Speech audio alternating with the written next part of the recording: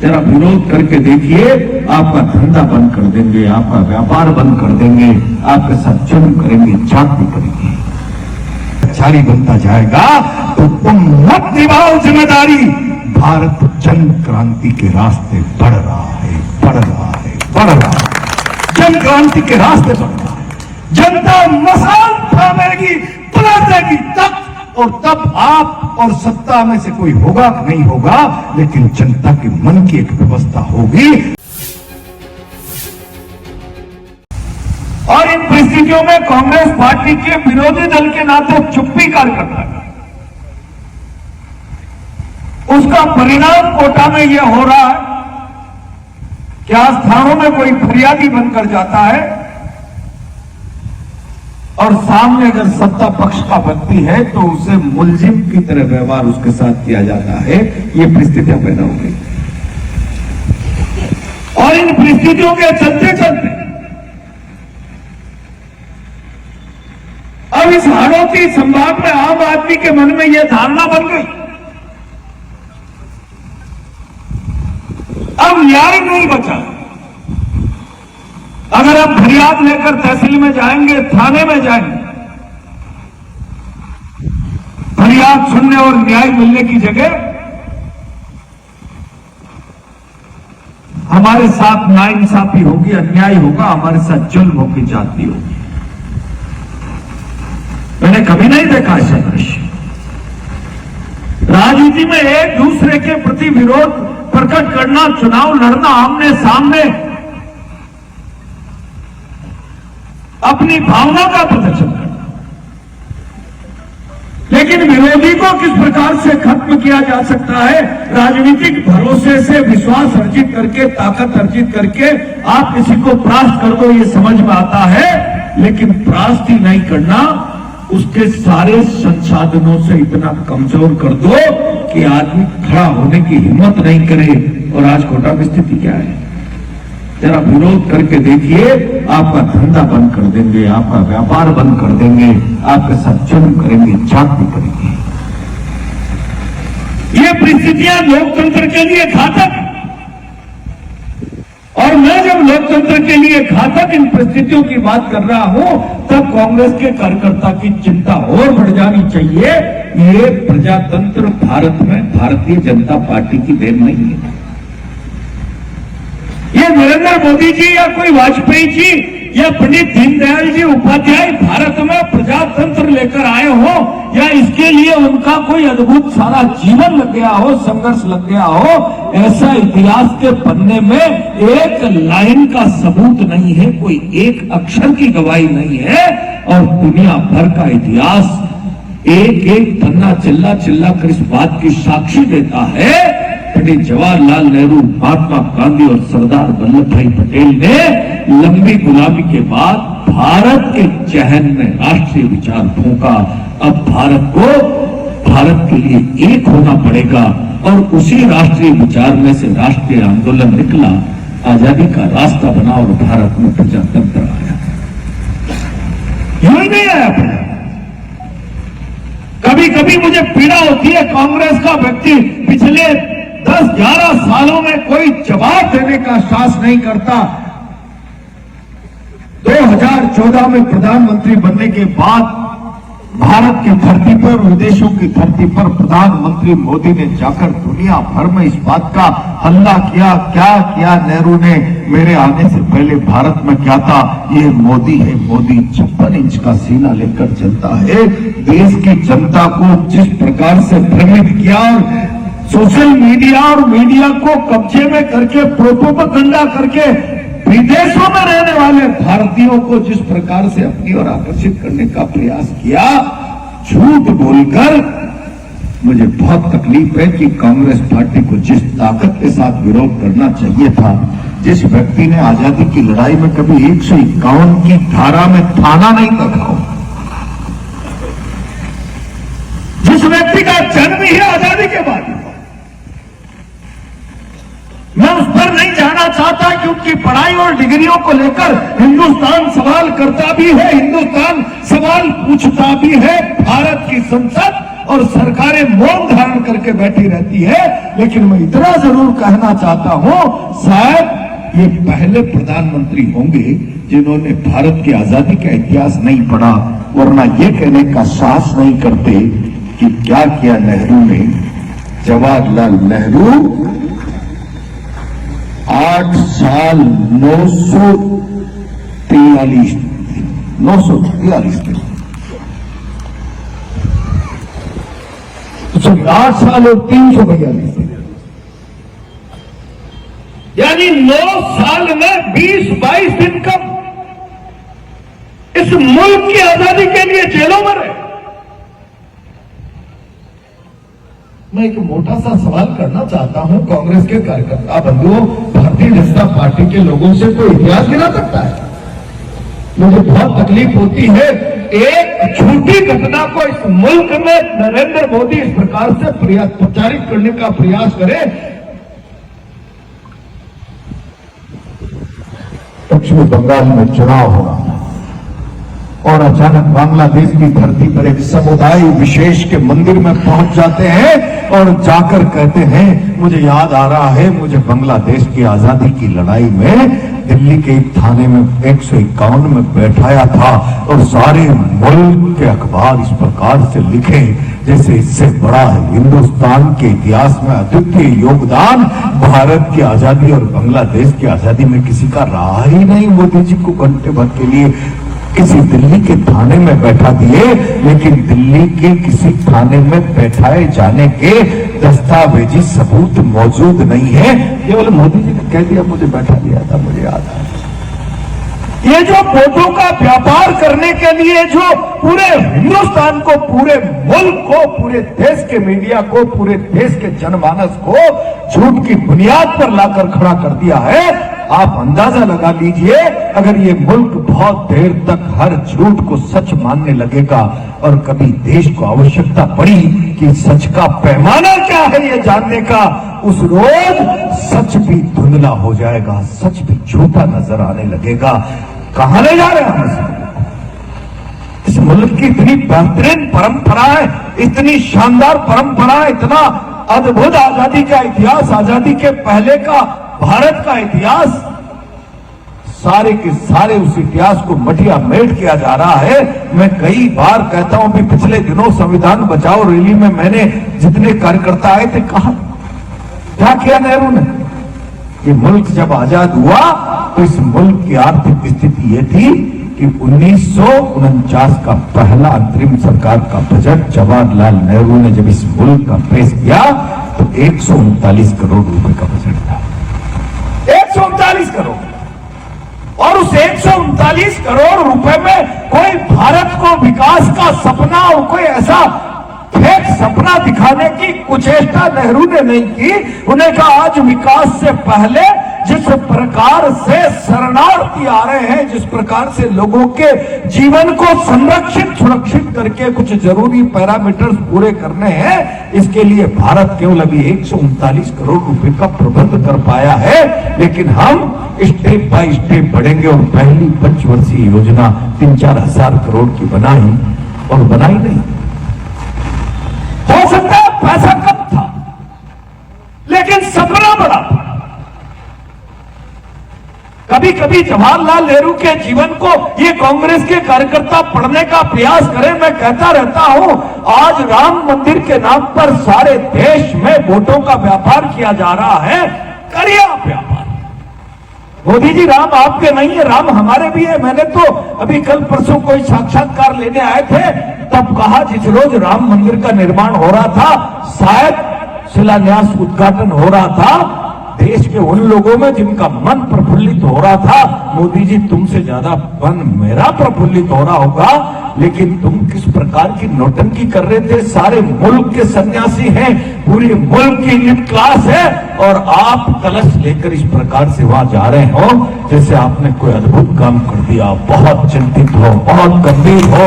मुझे तो लगा किसी राम मंदिर के उत्साह के बजाय किसी कंडोलेंस में आप जा रहे हो, मौन धारण करके। पूरा देश नाच रहा है, पूरे देश का मन नाच रहा है, तब भी आप अहंकार से बाज नहीं आ रहे हो। एक किस प्रकार की प्रवृत्ति आप अपनी देश के सामने उपस्थित करना चाहते हो, इससे देश नहीं चलता। मंदिर की भावना जिस प्रकार से देश के सामने रखने की आवश्यकता है, जाओ भाखड़ा नांगल का उद्घाटन हो रहा था, सोमनाथ के मंदिर का विषय समाप्त हो गया था, तब जवाहरलाल नेहरू ने कहा था सोमनाथ का मंदिर अभी भाखड़ा नांगल है। मंदिर वह है जो लोगों का जीवन बदले, आध्यात्म के मंदिर संस्कार से, परंपराओं से, रीति नीति से, और ये भाखड़ा नांगल जैसे मंदिर लोगों को आर्थिक दृष्टि से जीवन बदल दे। उद्घाटन के समय इस मुल्क को संबोधित करते हुए कहा, आज भारत में भाखड़ा नांगल जैसे मंदिरों की आवश्यकता है जो समाज के जीवन को तब्दील करे। पैसा कम, सोच बढ़, और उसी सोच में से भारत को खींचकर आगे बढ़ाते बढ़ाते इस मुकाम पर लाकर रख दिया जवाहरलाल नेहरू ने कि प्रधानमंत्री मोदी जी पहला बजट 139 करोड़, जिस रोज आप भारत के प्रधानमंत्री बने तब भारत 13 लाख करोड़ रुपए के बजट का स्वामी बन गया था। 13 लाख करोड़, और इसमें आपका कोई योगदान नहीं। अगर आप ये प्रचार करते हैं क्या था मेरे पहले, जो कुछ भी मैंने किया, इसमें आपका कोई योगदान नहीं है। इस मुल्क को जो उपनिवेशवाद की विषम परिस्थितियां ऐसा दंड देकर गई थी कि आत्मनिर्भर होकर पैरों पर खड़े होकर चल पाएंगे या घुटनों के बल चलते चलते बाल्यावस्था से जवानी की ओर आगे बढ़ेंगे, लेकिन जवाहरलाल नेहरू ने उन परिस्थितियों में से भारत को निकालकर यहां पहुंचाया।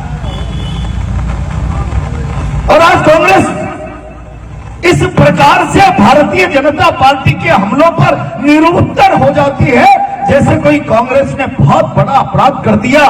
मुझे कभी कभी लगता है दृढ़ता के साथ इस मुल्क के बुद्धिजीवी को, और जब मुल्क कर्ज में जाता है, मुल्क में कोई विवाद की स्थितियां पैदा होती है, और मुल्क में जब कोई विवाद और विद्वेष पैदा होता है, तो केवल सत्ता और विपक्ष की नहीं, एक एक व्यक्ति की जिम्मेदारी बनती है कि भारत के भविष्य को बचाया जाए, संवारा जाए, चिंताजनक हालातों से और परिस्थितियों से कैसे भारत को बचाया जाए। आज भारत में किस प्रकार की स्थितियां पैदा कर दी, केवल एक सूत्र और एक मंत्र हथिया लिया, सत्ता में बने रहने के लिए, कामयाबी के लिए केवल हिंदू मुसलमान की बात करते रहो, सांप्रदायिक विद्वेष पैदा करते रहो और सत्ता के पायदानों पर बने रहो। मैं बहुत जिम्मेदारी से आज आपसे सवाल करना चाहता हूं, क्या ये इस मुल्क की परंपरा? आज नहीं, सनातन कालीन, सतयुग कालीन भारत की परंपरा है। मैंने कहा, इसको कई बार कहने की चेष्टा की है, वासुदेव कुटुंबकम। और मोदी जी आप इसका इतना छोटा रूप करना चाहते हो। वासुदेव कुटुंब की परंपरा वाला ये देश, उस भावना में केवल परिवार नहीं, कोई समाज नहीं, कोई राष्ट्र नहीं, वासुदेव कुटुंबकम का मतलब ये सारा संसार एक परिवार है। इस भावना को लेकर चलने वाला भारत, जिस संसार में फिर हिंदू भी है, मुसलमान भी है, फारसी भी है, ईसाई भी है, तमाम धर्मों को आत्मसात करके गले लगाकर चलने वाला भारत, उन सनातन परंपराओं का वाहक भारत आज किस स्थिति में आ गया। आज अपने मुल्क में अपनी रीति नीति और परंपराओं से सामाजिक विद्वेष का इतना बड़ा दरार, इतनी बड़ी खाई पैदा कर दे कि मुल्क के सामने चुनौती भरे हालात पैदा हो जाए, तब फिर भारत के एक एक बुद्धिजीवी की, एक एक नागरिक की जिम्मेदारी बनती है कि भविष्य के भवाए हालातों से भारत को कैसे बचाया जा सकता है। ये चिंता एक एक नागरिक को करनी पड़ेगी। और मैं ये जब बात कहता हूं, कई लोग कहते हैं प्रहलाद गुंजल क्या तुम हिंदुत्व विरोधी हो गए हो, तब मैं कहता हूं जाओ, सुप्रीम कोर्ट ने हिंदुत्व की परिभाषा दी है, जरा आपको सनातन की परंपरा वासुदेव कुटुंबकम ये याद नहीं रहा हो तो सुप्रीम कोर्ट की 1995 की परिभाषा पढ़ लीजिए। हिंदुत्व संस्कृति है, सभ्यता है, तहजीब है, परंपरा है, सहिष्णुता का दूसरा नाम है, जो सबको समाहित करके चलने की क्षमता रखता है। आप कहां ले जा रहे हैं? क्या हिंदुत्व का विकृत स्वरूप इस मुल्क में रखकर आप हिंदुत्व की सनातन पहचान पर एक बड़ा सवाल खड़ा करना चाहते हैं। दुनिया में सत्ताओं के संघर्ष के बाद न जाने कितने देशों का स्वरूप मिट गया, न जाने कितने देशों की तहजीब, परंपरा, सीमाएं, कल्चर, धर्म बदल गए, लेकिन हिंदुत्व अगर नहीं मिटा तो केवल इसलिए नहीं मिटा कि उसके पास सहिष्णुता थी, उसके पास वासुदेव कुटुंबकम का भाव था। उसने अपनी उस रीति रिवाज और परंपरा को नहीं छोड़ा, इसलिए इतने बड़े हम लोग देशों का अस्तित्व मिट गया धर्मों के आधार पर संघर्षों में। धर्म के धर्म बदल गए देशों में, लेकिन हिंदुत्व इसलिए जिंदा है, वो अपनी परंपरा से, रीति रिवाज से, बंधुत्व से, सहिष्णुता से, वो वासुदेव कुटुंबकम की भावना से चलता है। आज तुम उसमें किस प्रकार के विद्रोह के बीज अंकुरित कर रहे हो? और ये काम तो मैं हमेशा कहता रहा हूं, अंग्रेजों के समय भी होते थे, जब इस मुल्क की आजादी की गांधी, पटेल और नेहरू ने हवा पैदा कर दी राष्ट्रीय विचार, राष्ट्रीय आंदोलन से, तब अंग्रेज को लगा दुनिया की सबसे ताकतवर सत्ता इस राष्ट्रीय विचार की धार से कहीं कुंद न हो जाए, हम अस्तित्व विहीन नहीं हो जाए। तब उस राष्ट्रीय आंदोलन की धार को कुंद करने के लिए हिंदू मुसलमान का विवाद इस मुल्क में पहले अंग्रेज ने पैदा करने का प्रयास किया। और तब समय समाज में इतनी बड़ी राग द्वेष की भावना नहीं थी, कामयाब नहीं हुए अंग्रेज। तब अंग्रेजों ने वामपंथ दक्षिणपंथ के झगड़े कराए, तब अंग्रेजों ने भारत की ताकत पंजाब और हिंदुत्व के बीच में हिंदी और पंजाबी भाषा के विवाद कराए। कैसो भी करो, वोट डालो, राज करो, अपनी सरकार के अस्तित्व को बचाओ। क्या आज भारत की सरकार अंग्रेज की रीति नीतियों पर चल रही है? समाज को बांटो, सत्ता को सुरक्षित रखो। और अगर यही रीति नीति पर नरेंद्र मोदी की सरकार चल रही है, तब मैं देश के एक एक बुद्धिजीवी से कहना चाहता हूं, आखिर आप क्या करना चाहते हो? क्या देश अब उन परंपराओं और उस सोच से चलेगा कि तन बदन पे ढंग का कपड़ा नहीं?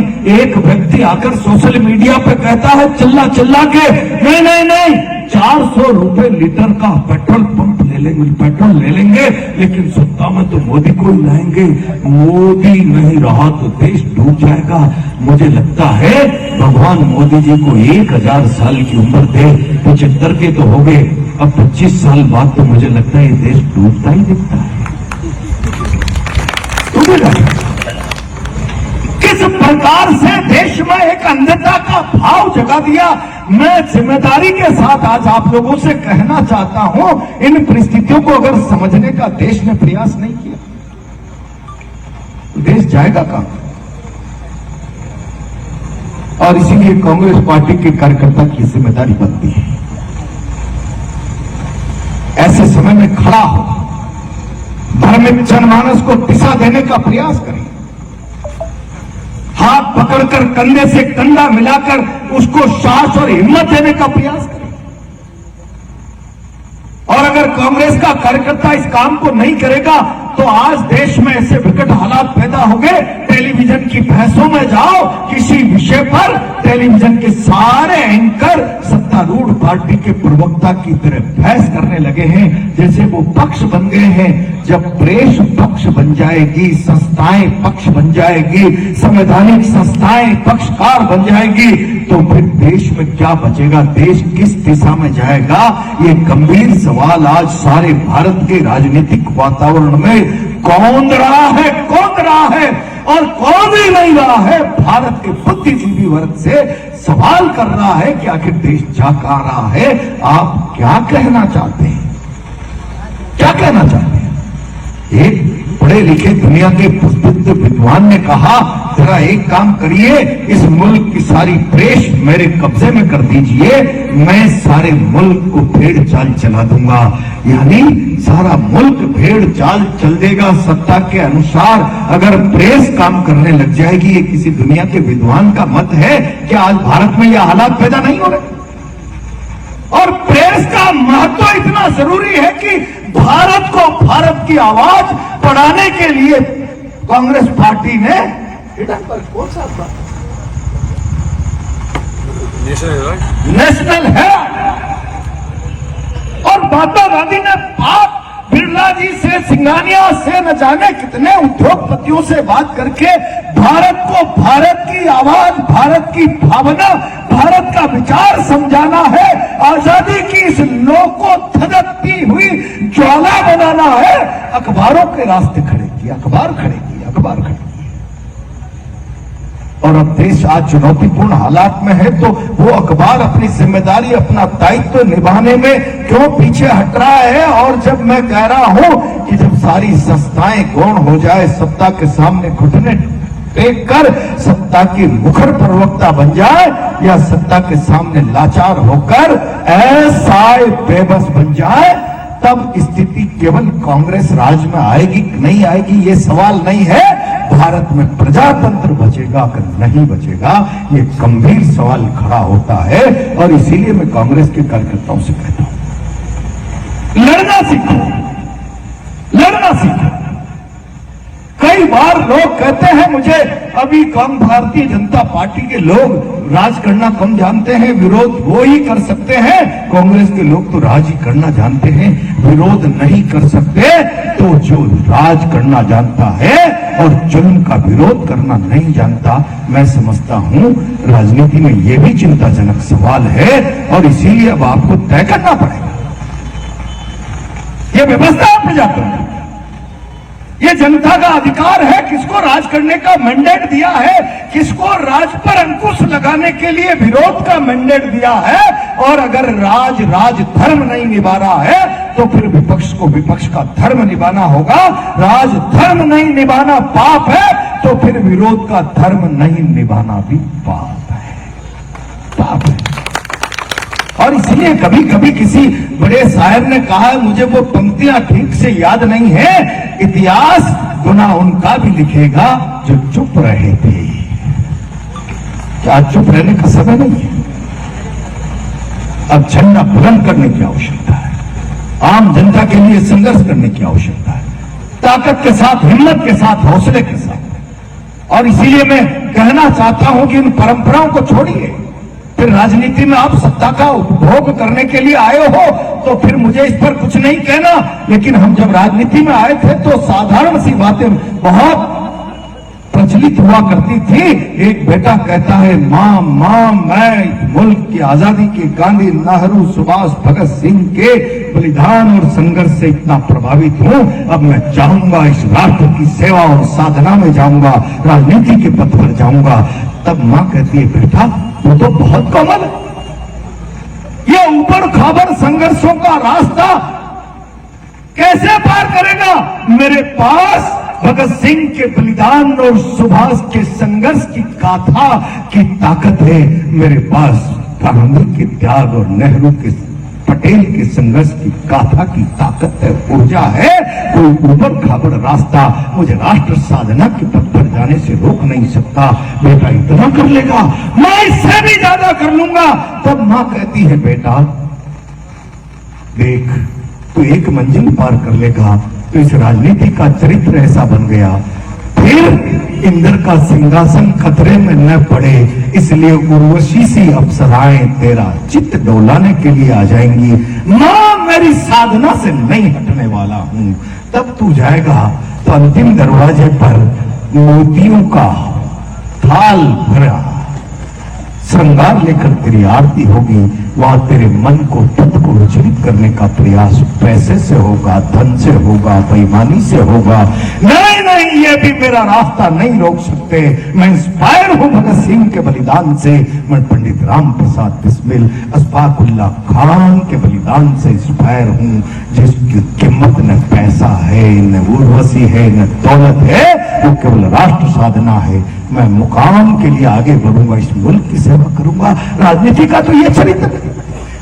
मेरा धंधा बंद हो जाएगा, बिरला जी, दत्ता जी, छोटिया मास्टर जी मेरा धंधा बंद करा देंगे, मेरा तबादला करा देंगे। नहीं नहीं, मैं चुप हूं, 3.5 साल निकालने हैं। धिक्कार है ऐसे कार्यकर्ता को राजनीति में, धिक्कार। और इसलिए मैं कह रहा हूं, लंबी बात नहीं करूंगा, आंवली में भी 8 बजे की बैठक जगाओ एक बार पूरे जिले में, पूरी पार्लियामेंट में कार्यकर्ताओं की बैठ के ले लेके। अब सिर से ऊपर पानी जा रहा है, जंग कभी भी छिड़ेगी, जंग कभी भी। जंग का हिस्सा बनने का। और जो जंग का हिस्सा बनते हैं उस हिस्से में जो बंटवारा होता है, कोई नेहरू है तो प्रधानमंत्री मिलता है और कोई भगत सिंह है तो फांसी मिलती है, लेकिन पुरस्कार जंग के हिस्सा बनने वालों को सबको मिलता है। फांसी ने भी भगत सिंह को इस मुल्क का अजर अमिट योद्धा बना दिया। संसार सृष्टि भारत का वजूद रहेगा, तब तक भारत के चहल में भगत सिंह जिंदा रहेगा। ये संघर्ष की अद्भुत गाथा है, अद्भुत गाथा है। क्या कांग्रेस का कार्यकर्ता इस विचार को ठान कर जोर जुल्म की टक्कर में संघर्ष हमारा नारा है? क्या 15 मिनट का जुलूस हो गया? आजकल तो लंबा कौन चले, वहीं स्टेट सर्किट हाउस से कलेक्ट्री चलो यार, गर्मी बहुत है, पसीना बहुत है। मल्टीपर्पज से बरगामपुरा होकर रैलियां बंद हो गई। और अब जरा वो पानी की बौछार की भी एक बार मैं एडिशनल एसपी रेडियम से पहले ही बात कर लूंगा, जरा थोड़ी धक्का मुक्की करेंगे और वो चला देंगे। और अगर ये राजनीति के हालात बने रहे, मुझे वैसे तो डर लगता है। भारत में जन क्रांति बहुत देर से आती है, दुनिया के दूसरे देशों में तो फ्रांस जैसे देशों में फ्रांस की क्रांति में राजा को चौराहे पर लाकर माथा काट दिया। भारत की जनता में इतना साहस बहुत कम है, 1000-1500 साल गुलामी से। लेकिन मैं विश्वास के साथ कह सकता हूं कि अगर राजनीति में विरोध का पक्ष इतना कमजोर होगा और सत्ता का पक्ष इतना निर्दय और अत्याचारी बनता जाएगा तो तुम मत निभाओ जिम्मेदारी। भारत जन क्रांति के रास्ते बढ़ रहा है, बढ़ रहा है, बढ़ रहा है, जन क्रांति के रास्ते बढ़ रहा है। जनता मसाल थामेगी, पलटेगी तक, और तब आप और सत्ता में से कोई होगा कि नहीं होगा, लेकिन जनता के मन की एक व्यवस्था होगी और तब हम गुनाहगार नहीं बने। इसके लिए आज हमें विरोध का धर्म निभाने का संकल्प, दायित्व, जिम्मेदारी एक एक कांग्रेस के कार्यकर्ता को लेनी होगी। इतना ही आज के इस अवसर पर आप सबको निवेदन करते हुए अपनी बात को विराम देता हूं।